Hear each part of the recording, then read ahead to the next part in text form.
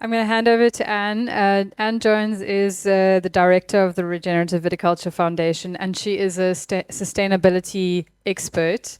And she has been integral to putting this program together. So thank you, Anne. You can introduce yourself further. Thanks very much. How do I get to my slides? That is not mine slide. So hi everyone, while we're finding my slides, I am director of the Regenerative Viticulture Foundation. I'm also a more general wine sustainability consultant. I try and sort of sit in that intersection of like agriculture and producers, and then that retail and demand and kind of corporate GHG carbon thing on the other side. So trying to help like stretch that line so that we actually create real change. So I'm going to start with a very quick introduction to the Regenerative Viticulture Foundation. We are a global non-profit. We are thank you very much. We are, a global non-profit. Our vision is to work with nature to create a sustainable future for vineyards, growers and the planet, inspiring the transition towards regenerative practices through science, communication and support. Effectively, we are a charity, so everything we do is open source. All of our information, all of our tools, they are all free at the point of use to growers. Of course, if any of you would like to give us any cash, we'd be delighted. We're a very small business, but we do have some fabulous donors, including the wonderful O'Neill. Thank you, Kane. And we also are all about collaboration. So we collaborate with all of the other sustainability organisations, both in specific markets and also globally, to try and make sure that we are not duplicating work, not treading on toes, and that we're helping to surface all the good work that's being done by lots of other people. Very quickly, these are our pillars: science, communication and support. I'm going to just talk very briefly about a couple of bits in each of those, but I'm aware that I am so short on time. Science. We have done a literature review, so a review of all the peer-reviewed research about regenerative viticultural practices. So we've pulled out the things that are really well proved that we shouldn't have to argue about again. You can all go and access this research, go and have a look. Cover crops work, minimising tillage works, organic amendments work, natural predators in vineyards work, mulches work. That's probably not the most scientific way of explaining it, but there we go. If you want the science, go read the review. The stuff that we need to still do some more work on is everything that everyone's been saying, context specific. We need to understand how all these different practices work in combination with each other. Science, by its very nature, tries to find answers. And we've talked a lot about systemic thinking. Actually, how can we create that link between scientific research and whole system thinking? How can we prove the different interactions between the practices, these sort of multiple vineyard ecosystem studies? Actually, how can we work with all the different research institutes across the world to actually bring some of this together and prove what you guys all know when you stand in your vineyards day to day, is that these things are all interacting, they're not independent. So actually, how do we start to articulate that in a way that gives solid proof? The QR code here, by the way, takes you to the research paper. We will, I'm sure, be sharing these slides. And there's also a link, so we'll share this with you. Communication piece, we do lots of chatting. We talk a lot, we present a lot, but I think the communication piece, the other important thing is that we not only have our newsletter, please sign up. My lovely colleague Becky said this phrase that we read everything so you don't have to. She literally reads every scientific paper that comes out, everything that's happening around the world. She distills it into really accessible language. We sometimes put things on podcasts so you can listen when you're on the tractor. We try and make it really accessible for everybody. Lots of examples here. This is what our newsletter looks like. But also, I think what we were just talking about in the panel, what's really important is that we're also having these conversations with retailers, with global change makers, with thought leaders, with the journalists. We've just got Jancis Robinson as our new patron. So I sit down with her every few months and we talk to her about everything that's happening. We're highlighting this to try and advance the cause globally so that this demand can be created, so that the economic case then makes sense. So we are working with some of the big hospitality companies and groups, as well as the big retailers, to try and help navigate this delicate balance of not everybody wants to be certified, but they need some assurance. So actually, how do we help communicate your story? And how do we, I think particularly in viticulture, we find that The retailers are quite scared. Johan was saying, you're all shit scared. They're shit scared too. Everyone's scared because they don't know how to be clear with their messaging. So actually, what can we do to curate stories that are meaningful and that are verifiable, and that we can say, yeah, do you know what? South Africa in general is being brilliant at X. So the retailer can then communicate that, and we can help to bring these stories to life. So that's our communication pillar. We're getting a new website, but our current website still has loads on it.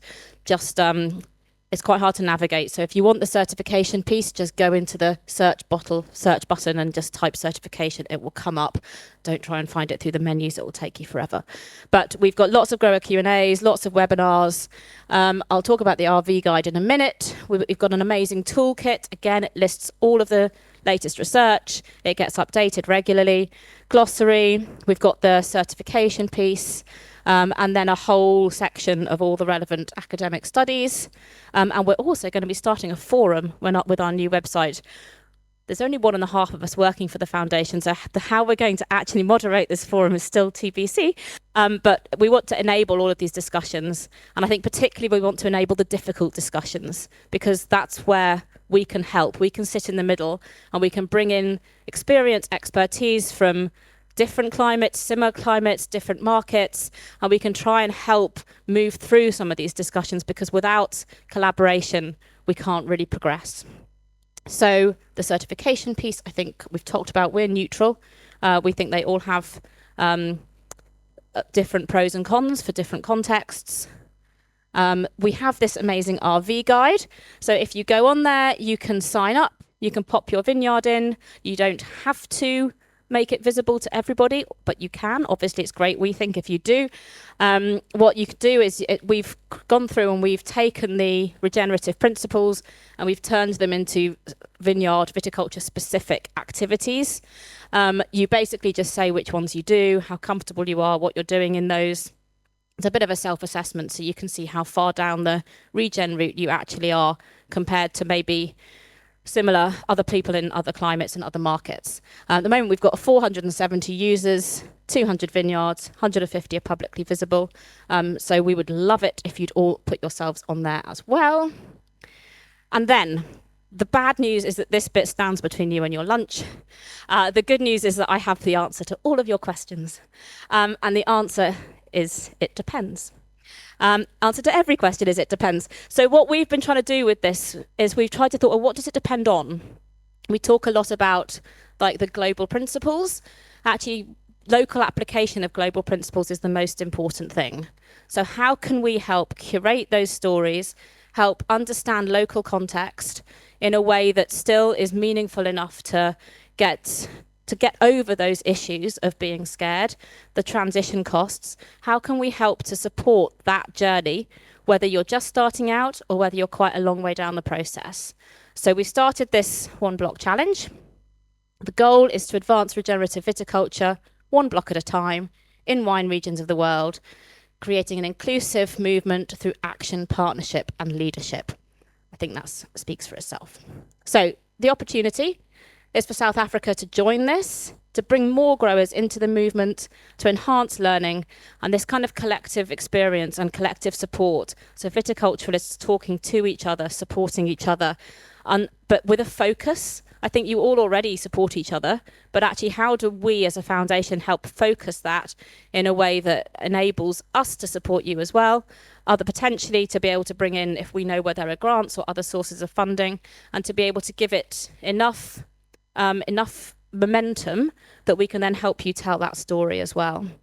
So it's about South Africa taking a leadership role and how we can then surface that internationally, inspiring progress, and also a region to spearhead a community initiative, but that actually can then also, we can take those learnings and communicate them to other parts of the world. So Kane has helped lead the pilot in Paso. They chose their core practice as maximising mid-row coverage, and then we picked an additional menu of practices. For them, it was eliminating herbicide under vine, cover crops. And basically, it's a very simple premise where there's a workshop that sets it off. We'll talk about this in a minute.